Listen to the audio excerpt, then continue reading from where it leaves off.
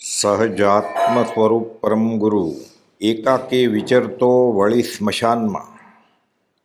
વવાણિયાની સ્મશાન ભૂમિ, મુંબઈ શ્રી મોહમયી ક્ષેત્રની સ્મશાન ભૂમિ, ઈડરની સ્મશાન ભૂમિ, વસોની સ્મશાન ભૂમિ અને ધરમપુરની સ્મશાન ભૂમિ.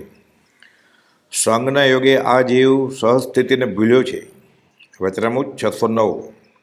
સંઘની નિવૃત્તિએ સહજ સ્વરૂપનું અપરોક્ષ ભાન પ્રગટે છે. એ જ માટે સર્વ તીર્થંકરાદે જ્ઞાનીઓએ અસંગપણું જ સર્વોત્કૃષ્ટ કહ્યું છે કે જેના અંગે સર્વ આત્મસાધન રહ્યા છે. સર્વ જીન આગમમાં કહેલા વચનો એકમાત્ર અસંગપણામાં જ સમાય છે. કેમ કે તે થવાને અર્થે જ સર્વ વચનો કયા છે. એક પરમાણુથી માંડી 14 રાજલોકની અને મેષોન્મેષથી માંડી શૈલેષી અવસ્થા પર્યંતની સર્વક્રિયા વર્ણવી છે તે એ જ અસંગતા સમજાવવાને અર્થે વર્ણવી છે.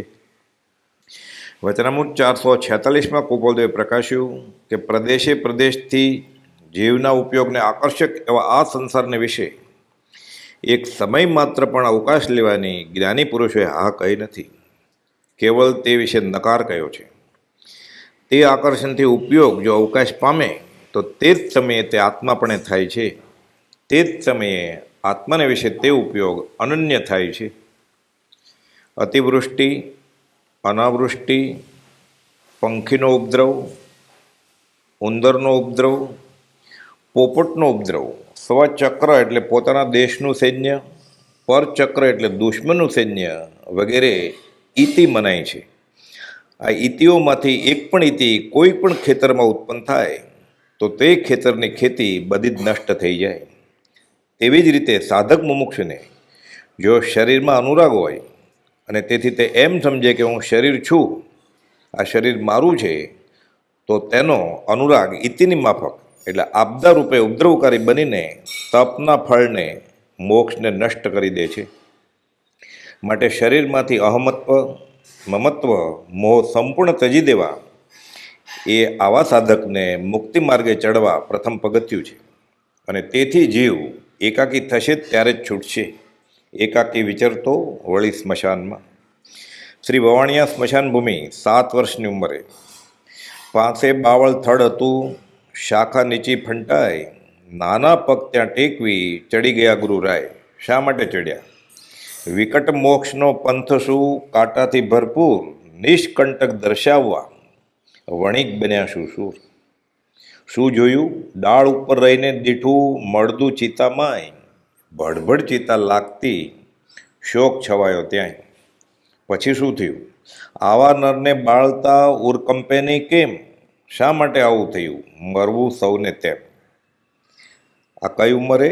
7 વર્ષની વય વિશે પ્રિયજન મરણ વિચાર પ્રેરે પ્રશ્ન અપૂર્વ, શું જન્મ મરણ સંસાર? અને ચિતા બળતી દેખીને જાગ્યા કો સંસ્કાર, ચિતાકાળની ચિંતના ચેતવણી દેનાર. અને શું પરિણામ? ધારા એ વૈરાગ્યની કરે કર્મ પર દૂર, પ્રગટ્યું જાતિ સ્મરણ ત્યાં વધ્યું જ્ઞાન જળપૂર.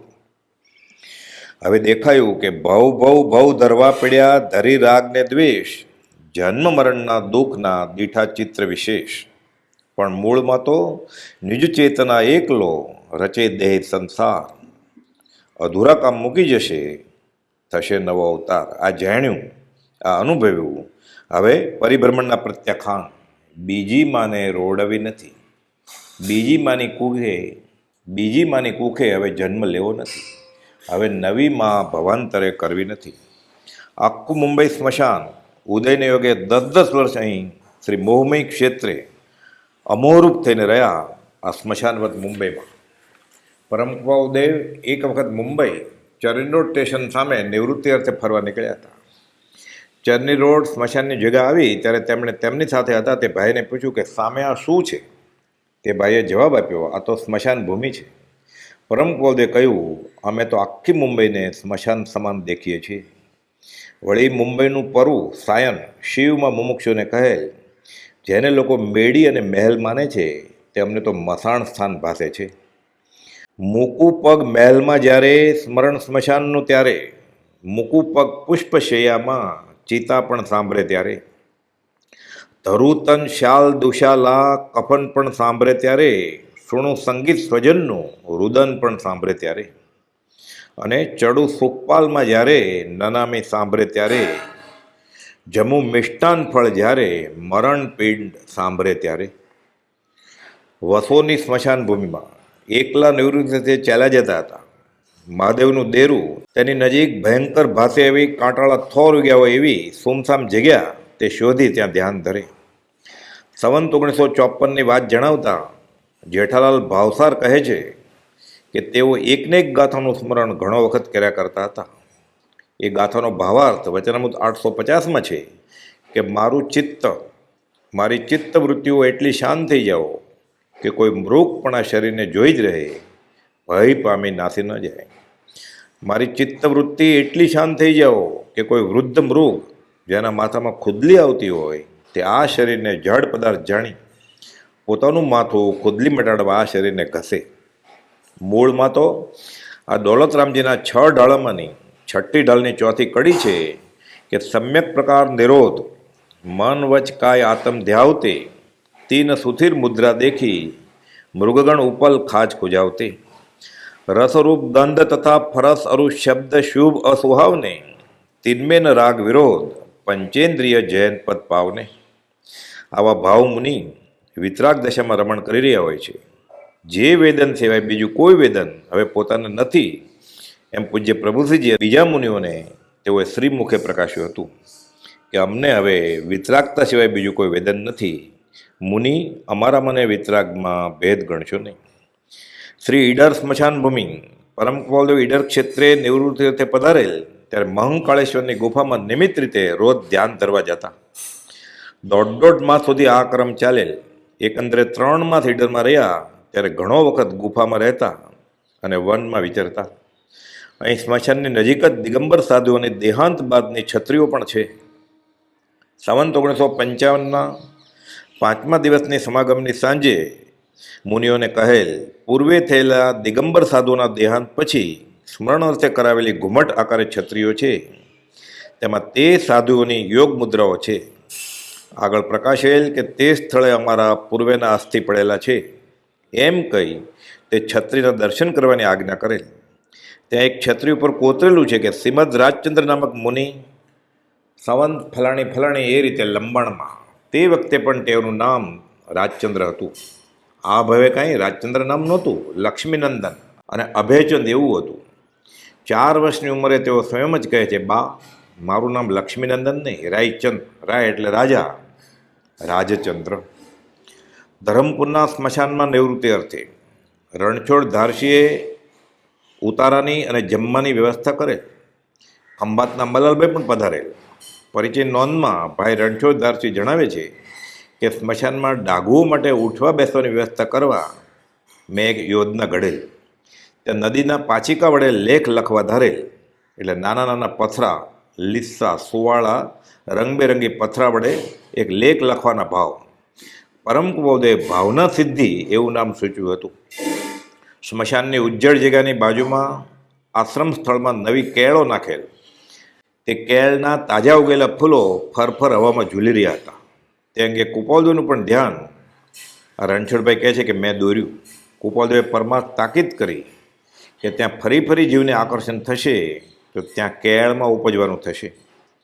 સ્મશાન જગામાં દૂર ઝાડી ઝાંખરાવાળા વિસ્તારમાં પરમ કૃપાલદેવ સાંજના સમયમાં એકલા જ નીકળી જતા.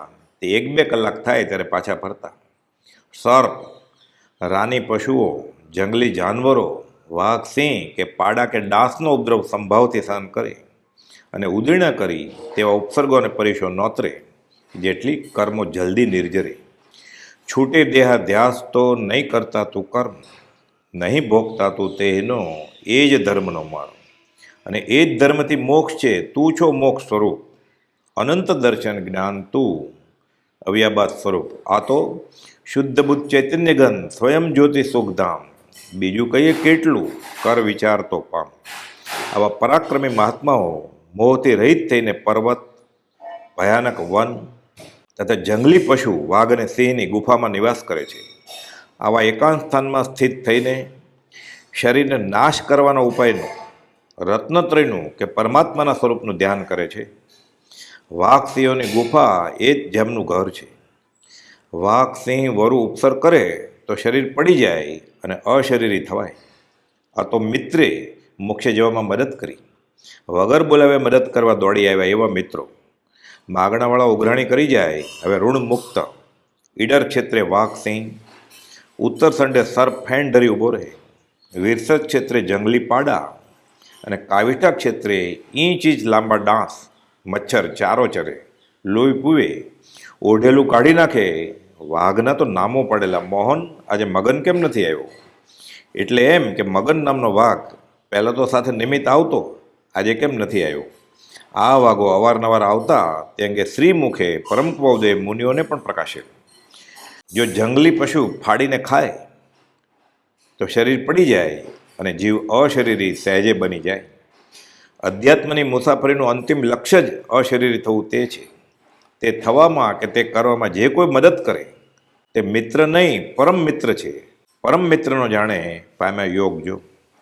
પણ વિષયથી જેની ઇન્દ્રિયો આર્ત છે તેને શીતળ એવું આત્મસુખ આત્મતત્વ ક્યાંથી પ્રતીતિમાં આવે? જેમ જેમ તળતળ લૂણ જ ફૂટે તેમ તેમ અશુભ કર્મબંધ તૂટે. લૂણ સુરતી કાકડીનો માથાનો ભાગ કાપી એના ઉપર મીઠું લગાડી ઘસઘસ કરે એનું ઝેર નીકળે. તેમ આ દશાએ બાકી રહેલા કર્મો તત્કાળ ખસી જાય અને આત્મા કર્મમલથી નિવૃત્ત થાય, શુદ્ધ થાય. ઘોર ભયંકર વનવગડામાં રાજપ્રભુ ધરે ધ્યાન ભવ્યા, રાજપ્રભુ ધરે ધ્યાન. જંગલી પાડા શાંત થયા ત્યાં વિરસદ નામે ગામ, રાજપ્રભુ ધરે ધ્યાન. ઉત્તર સંડે સર્પ સુણી બુજે, જેના યોગે જાણ ભવ્યા, રાજપ્રભુ ધરે ધ્યાન. મોહન મગન નામે વાઘો આવી બેસે ઈડર ધામ, ભવ્યા, રાજપ્રભુ ધરે ધ્યાન. આ તો રાજ ચમત્કૃતિ જીનવર જેવી અચળ કહે ઉગ્યો ભાણ, ભવ્યા, રાજપ્રભુ ધરે ધ્યાન. આ એકાકી વિચરતો વળી સ્મશાનમાં અને આ તેનું ફળ. સત્સંગ સમાગમમાં પૂજ્ય શ્રી મગન બાપા વારંવાર જણાવતા કે આ વવાણિયાની સ્મશાન ભૂમિ, આ ઈડરની છત્રીઓ અને મહંકાળેશ્વરની સ્મશાનની ગુફા વગેરે આ બધું પરમપોલના મુમુક્ષુને તો શ્રી સમજશિખર અને શ્રી પાલિતાણા જેટલું જ મહત્ત્વનું, બલકે અપેક્ષાએ વધારે મહત્ત્વનું. કેમ કે આ પરમાર્થે આત્માર્થે વધુ લાભદાયી છે. સહજાત્મ સ્વરૂપ પરમ ગુરુ.